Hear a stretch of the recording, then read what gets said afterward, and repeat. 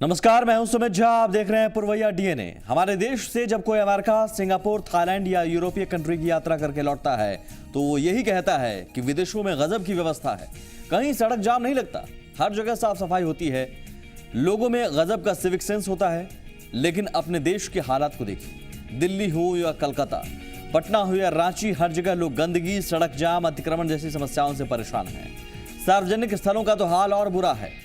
Building कैसी भी हो, कोने में पान की पीक जरूर देखने को मिल जाएगा। मोदी सरकार शहरों को स्मार्ट सिटी बनाने की सोच रही है, स्वच्छ भारत का नारा दे रही है।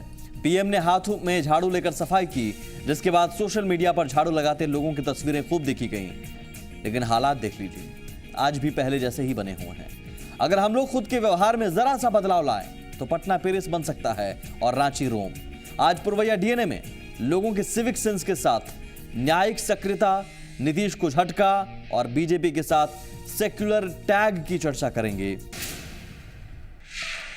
पुरवैया डीएनए में सबसे पहले बात कटघरे में सरकार की। ऐसा माना जाता है कि जब न्यायपालिका जन सवालों को लेकर हस्तक्षेप करने लगे तो ये समझ लेना चाहिए कि विधायिका और कार्यपालिका कमजोर हो चुकी है या अपना काम ठीक से नहीं कर रही है। अब देखिए, हाल के दिनों में बिहार और झारखंड में हाईकोर्ट ने कई मामलों पर सरकार को कड़ी फटकार लगाई है।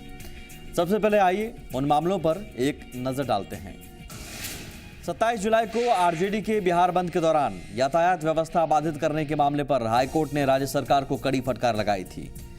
झारखंड में अवैध माइनिंग को लेकर हाईकोर्ट लगातार सख्त रुख अपनाए हुए है। 28 जुलाई को झारखंड हाईकोर्ट ने सरकार को कहा कि वो अवैध खनन पर एक हफ्ते के अंदर रोक लगाए।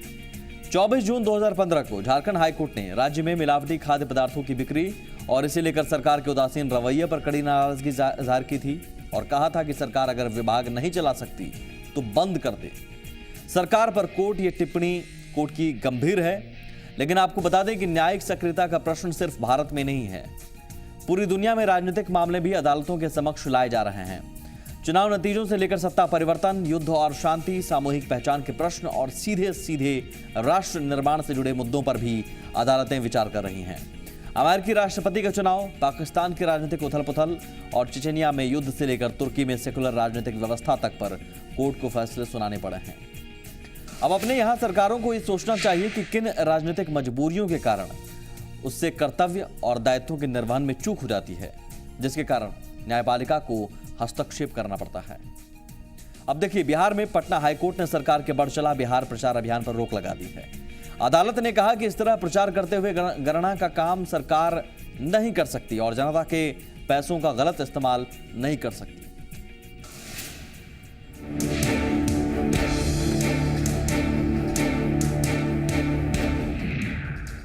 राज्य सरकार को उपलब्धियों को गिनाने की जरूरत नहीं है। कहीं पानी नहीं, कहीं सड़क नहीं, तो कहीं सफाई नहीं। प्रचार पर सरकार जितना खर्च कर रही है उतने में बच्चों की पोशाक आ जाती या फिर अन्य कार्यों में लगाया जा सकता था। इस प्रचार से पब्लिक को क्या मिलने वाला है? सीएम नीतीश कुमार की सरकार पर पटना हाईकोर्ट की यह तल्ख टिप्पणी है।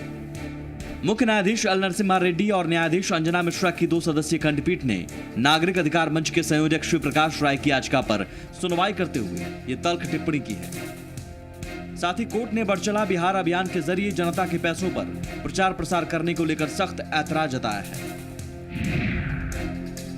कोर्ट ने आदेश दिया है कि नीतीश सरकार इस अभियान के तहत आंकड़े तो इकट्ठा कर सकती है, लेकिन ऑडियो, वीडियो या तस्वीरों के माध्यम से किसी तरह का प्रचार नहीं कर सकती है। साथ ही प्रचार वाहन से मुख्यमंत्री या अन्य नेता, मंत्री के विजुअल नहीं दिखाए जाए।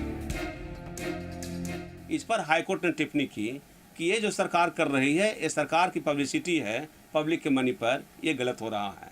और जो बढ़ चला कार्यक्रम का जो इवेंट्स था और जो 400 ट्रक जो गांव में जाके वीडियो क्लिपिंग से सरकार की उपलब्धियां बता रहे थे, उस पर रोक लगा दिया और कहा कि अगर आप चाहते हैं तो गरीबों का जो ग्रीवांसेज हैं उनका डाटा कलेक्ट कर सकते हैं।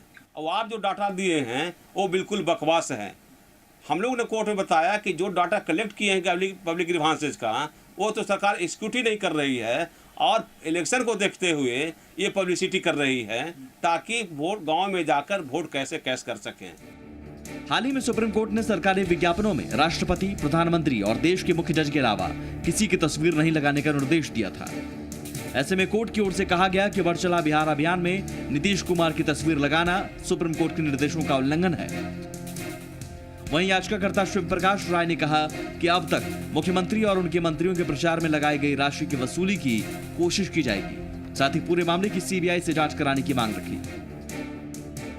सर्वोच्च न्यायालय ने आदेश पारित किया है, एक गाइडलाइन तय किया है कि विज्ञप्ति में किस तरह के विज्ञप्ति में पैसे खर्च करने हैं, सरकार के पैसे खर्च करने हैं, वो सरकार के द्वारा, मुख्यमंत्री जी के द्वारा, संबंधित विभागीय मंत्री के द्वारा एवं पदाधिकारियों के द्वारा उसका उल्लंघन किया जा रहा था, जिसको मैंने उच्च न्यायालय में चुनौती दिया था। न्यायालय ने उस पर रोक लगाया है। हमारा डिमांड है कि वो पैसे खर्च हुए, करोड़ों रुपये जो है, उन संबंधित मंत्रियों एवं पदाधिकारियों से वसूला जाए एवं इसकी सीबीआई जांच की। दरअसल बढ़चला बिहार अभियान मुख्यमंत्री नीतीश कुमार का एक महत्वाकांक्षी अभियान है। इस अभियान की शुरुआत 9 जून को हुई। इस अभियान के जरिए ऑडियो वीडियो से लैस 400 छोटे ट्रकों को 40,000 गांवों तक पहुंचाकर करीब 4 करोड़ लोगों की राय जाननी थी। कोर्ट में सरकार की ओर से बताया गया कि इस पूरे अभियान पर 14 करोड़ खर्च किया जाना है। अभी तक 18,000 गांवों तक कार्यक्रम दिखाया जा चुका है। हालांकि फिलहाल कोर्ट ने बढ़चला अभियान के आगे बढ़ने पर ब्रेक लगा दी है। वहीं इस पर अब सियासत भी तेज हो गई है।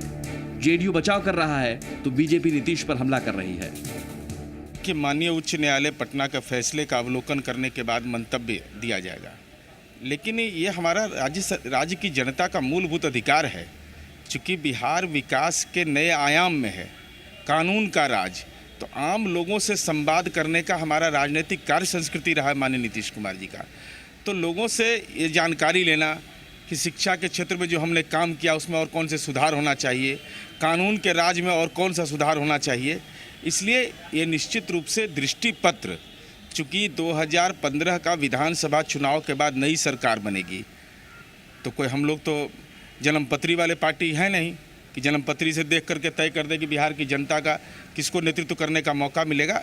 लेकिन राज्य का ये अधिकार होता है कि हमारा दृष्टि पत्र क्या होगा, हम विकास के कौन से नए आयाम को छुएंगे।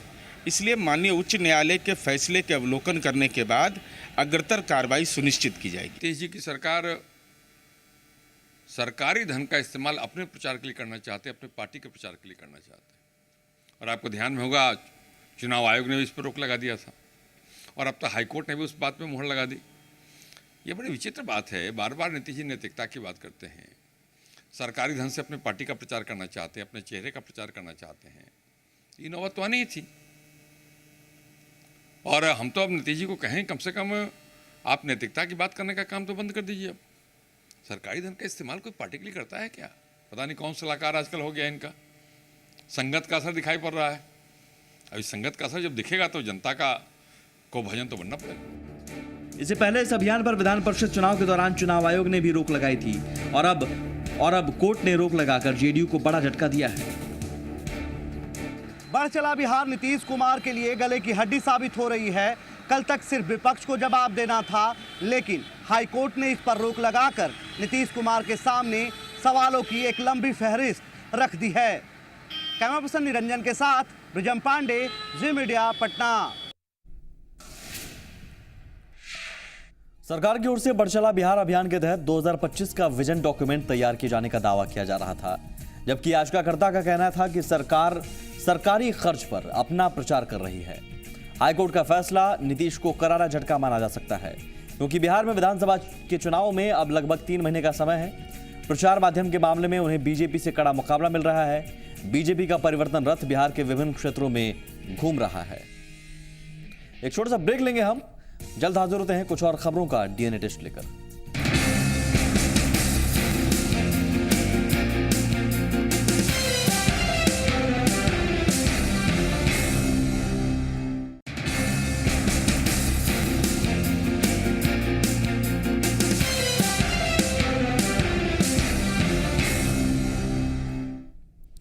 पूर्वैया डीएनए में अब बात बिहार की राजधानी पटना की। पटना में राज्य के सबसे बड़े फ्लाईओवर पर वाहनों का परिचालन शुरू हो गया।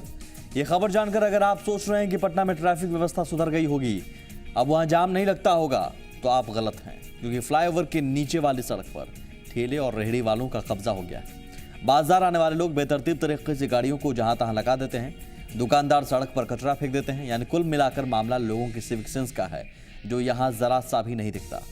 आज हम पटना के लोगों के सिविक सेंस पर चर्चा करेंगे, लेकिन उससे पहले ये रिपोर्ट देखिए। राज्य का सबसे बड़ा फ्लाईओवर जब बनकर तैयार हुआ तो लोगों को लगा कि अब जाम से निजात मिल जाएगी, लेकिन ऐसा हुआ नहीं। फ्लाईओवर पर तो गाड़ियां सरपट निकल जा रही है, लेकिन अब जरा फ्लाईओवर के नीचे की तस्वीर देखिए। यहाँ सड़कें चौड़ी तो हैं, लेकिन सड़क के दोनों किनारों पर दुकानदारों के ठेले लगे हुए हैं, जिससे सड़क एक तंग गली के बराबर रह गई है। ऐसे में गाड़ियों की बात तो छोड़िए, पैदल आने जाने वालों का भी हाल बुरा है। देख रहे हैं इतना जाम की समस्या है, हर जगह वही है। क्या लगाया है? हाँ? क्या लगाया है लोग? सब्जी का, आड़त का, आम का, सारा देख रहे हैं आपके सामने सब है, कोई फायदा नहीं है। देखिए ना, जो सब्जी यहाँ लग रही है, अगर इसका प्रॉपर उपाय बकरी बाजार में या कहीं ऐसा जगह कर दिया जाए तो उससे बेहतर होगा। रोड गाड़ी लगा के रोड पे लोग नहीं लेंगे सब्जियाँ। रोड पे सब्जियाँ लेने के लिए तो गाड़ियाँ लग रही है ना, तभी तो जाम लग रहा है। अगर यहाँ से प्रॉपर सब्जी का जो है समस्या वो दूर कर दिया जाए, कहीं ऐसे जगह रख दिया जाए जहाँ पे कि आराम से लोग जाके ले सके, तो यहाँ लोग रुकेंगे नहीं और सब्जियाँ के लिए आपको जाम नहीं लगेंगे। वहीं सड़क किनारे ठेला लगाना दुकानदार अपना अधिकार समझते हैं। जब इनसे पूछा गया कि ठेला यहाँ क्यों लगाते हो, तो जरा इनका जवाब सुन लीजिए। हम लोग का मांग तो है कि अरे एक लाइन रहेगा तो ठीक ही रहेगा, 2 लाइन लगने से गड़बड़ा जाता है। हाँ, पार्किंग अगर हो जाए तो गाड़ी पार्किंग में लगे, सब्जी तो किनारे बिकेगा तो उससे कोई दिक्कत नहीं होगा। सब्जी बेचना जरूरी है, तो नहीं बिकेगा तो भैया बेरोजगार आदमी कहाँ जाएगा, है ना सवाल। बेरोजगार आदमी, पूंजी तो है नहीं कि लाख 2 लाख 5 लाख लगा के पूंजी एक रूम लेके दुकान खोल सकता है। यहाँ कमाने खाने वाला है। सरकार ने दावा किया था कि बेली रोड फ्लाईओवर बनने से राजा बाजार, शास्त्री नगर, आशियाना जैसे इलाकों में जाम का सामना नहीं करना पड़ेगा, लेकिन अतिक्रमण की वजह से जाम बरकरार है और सरकार इन पर सख्ती भी नहीं दिखा रही है, क्योंकि ये साल चुनावी है। रुपेंद्र श्रीवास्तव, जी मीडिया, पटना। तो आपने रिपोर्ट देखी, अब आप बताइए इसके लिए राज्य सरकार, नगर निगम और जनता में से कौन ज्यादा जिम्मेदार है। सरकार ने पुल और सड़क बनाकर अपनी जिम्मेदारी निभाई, निगम साफ सफाई का काम देख रहा है और लोग जिनके लिए ये सड़कें हैं वो ही इस पर अतिक्रमण किए हुए हैं, कचरा फेंक रहे हैं और जहां तहां गाड़ियां लगा रहे हैं। लोगों के नजरिए से इस चर्चा का ये कतई मतलब नहीं है कि हम सरकार और नगर निगम का पक्ष ले रहे हैं। हमारा मकसद सिर्फ लोगों को जागरूक करना है, क्योंकि सड़कें और दूसरे सार्वजनिक स्थल उनके लिए ही हैं। अगर लोग अपनी जिम्मेदारी समझते हुए सड़कों को साफ रखें, उस पर अतिक्रमण नहीं होने दें, तो फायदा उन्हें ही होगा, सुविधा उन्हें ही मिलेगी। साथ ही सरकार को या जो संस्थाएं लोगों के कल्याण में लगी हुई हैं उनको भी मदद मिलेगी। कुछ उदाहरण और आंकड़ों के माध्यम से समझते हैं भारत के लोगों का सिविक सेंस कैसा है। कोलकाता में हुगली नदी पर बना हावड़ा ब्रिज बेहद कमजोर हालत में है। इस ब्रिज से रोज लगभग 5 लाख लोग पैदल गुजरते हैं, जिनमें से ज्यादातर लोग पुल पर थूकते हैं और कचरा फेंकते हैं। उन्हें यह पता नहीं होता कि उनकी इस हरकत के कारण पुल कमजोर हो रहा है, क्योंकि पुल लोहा के रॉड से बना है। थूकने से रॉड पर जंग लग रहा है और वो धीरे धीरे कमजोर हो रहा है। लोगों को शायद ये पता नहीं होगा कि पुल की सफाई पर सरकारी खजाने से हर साल 1.5 करोड़ रुपए का चपत लगता है। अगर लोगों में सिविक सेंस यानी व्यवस्था को दुरुस्त रखने की समझ होती तो ना फिर सरकारी खजाने का नुकसान होता, ना ही पुल के अस्तित्व पर संकट बन रहा था। एक लिहाज से कहा जाए कि अगर हम लोग जागरूक रहें तो हमारे शहर भी न्यूयॉर्क, शंघाई, सिंगापुर की तरह नीट एंड क्लीन हो सकते हैं। दुनिया के कई देशों में साफ सफाई को लेकर कड़े नियम हैं। सिंगापुर में थूकने या कचरा सड़क पर फेंकने पर $500, ऑस्ट्रेलिया में $700 और अमेरिका में $600 जुर्माना लगता है। भूटान जैसे विकासशील देश में भी गंदगी फैलाने पर जुर्माना का प्रावधान है। यही कारण है कि थिम्पू और बैंकॉक जैसे शहरों की गिनती विश्व के स्वच्छ शहरों में होती है। भारत में महाराष्ट्र में सड़क पर थूकने और गंदगी फैलाने पर महज $200 जुर्माना देना होता है। बिहार के शहरों में जाम और गंदगी की बड़ी वजह लोगों में सिविक सेंस की कमी है। अगर हम लोग अपनी जिम्मेदारियों को समझे तो पटना, भागलपुर और मुजफ्फरपुर भी न्यूयॉर्क, शंघाई और सिंगापुर जैसे नीट एंड क्लीन हो सकते हैं। हम उम्मीद करते हैं जिन लोगों ने आज पुरवैया डीएनए देखा, कम से कम वो सड़कों पर गंदगी नहीं फैलाएंगे और अपनी सुविधा के लिए अतिक्रमण करने वालों की सुविधा का ख्याल नहीं करेंगे। एक छोटा सा ब्रेक लेंगे हम, जल्द हाजिर होते हैं।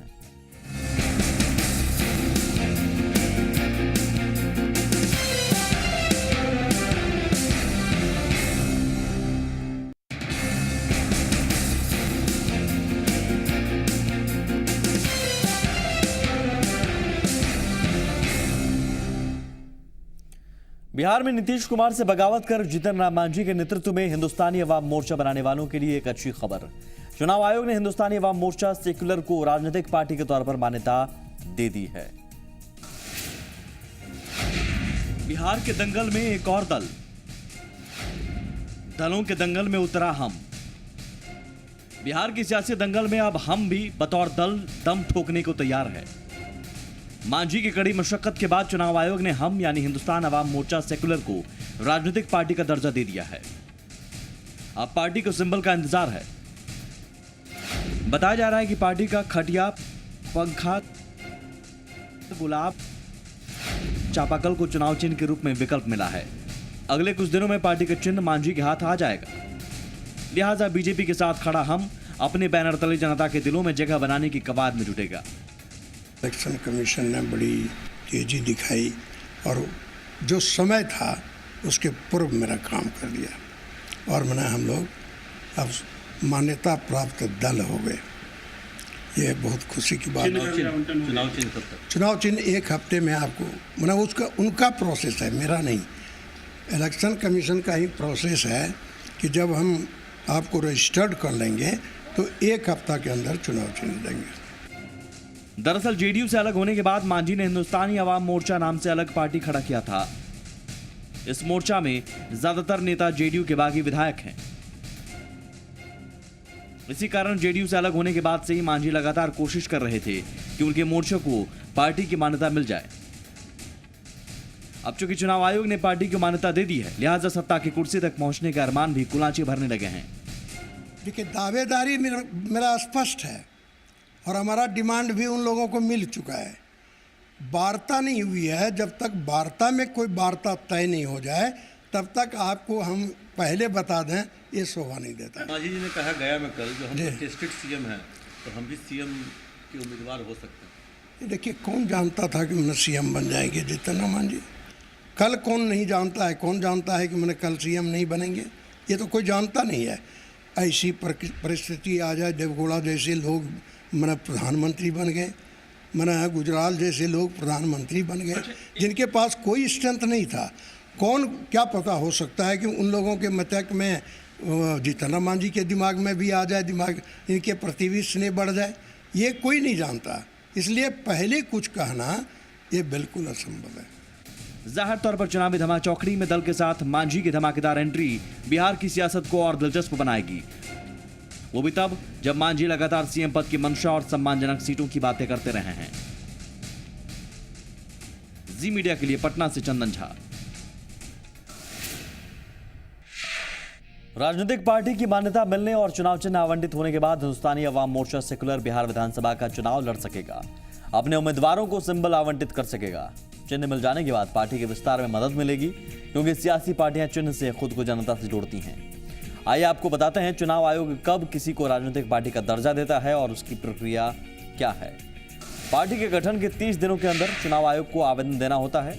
ये रजिस्टर्ड डाक से भी भेजा जा सकता है या व्यक्तिगत रूप से निर्वाचन आयोग के सचिव के पास जमा कराया जा सकता है। चुनाव आयोग के पास 10,000 रुपए का शुल्क भी जमा कराना होता है। मान्यता लेने के लिए पार्टी को 100 लोगों के हलफनामे देने होते हैं। शर्त यह होती है कि सभी 100 लोग पार्टी के सदस्य हों और किसी दूसरी पार्टी से उनका ताल्लुक ना हो। इसके अलावा पार्टी के अध्यक्ष और महासचिव को शपथ पत्र दायर करना होता है। मांझी की पार्टी को राजनीतिक पार्टी का दर्जा मिल गया है। अब पार्टी मजबूती से चुनाव में उतरेगी। ज्यादातर संभावना है कि हम सेकुलर एनडीए फोल्डर में रहकर चुनाव लड़े। अब देखने वाली बात यह होगी कि जिस पार्टी पर विरोधी सेकुलर नहीं होने का आरोप लगाते हैं उसके गठबंधन में सेकुलर टैग कितना फर्क लाएगा। फिलहाल पुरवैया डीएनए में बस इतना ही। नमस्कार।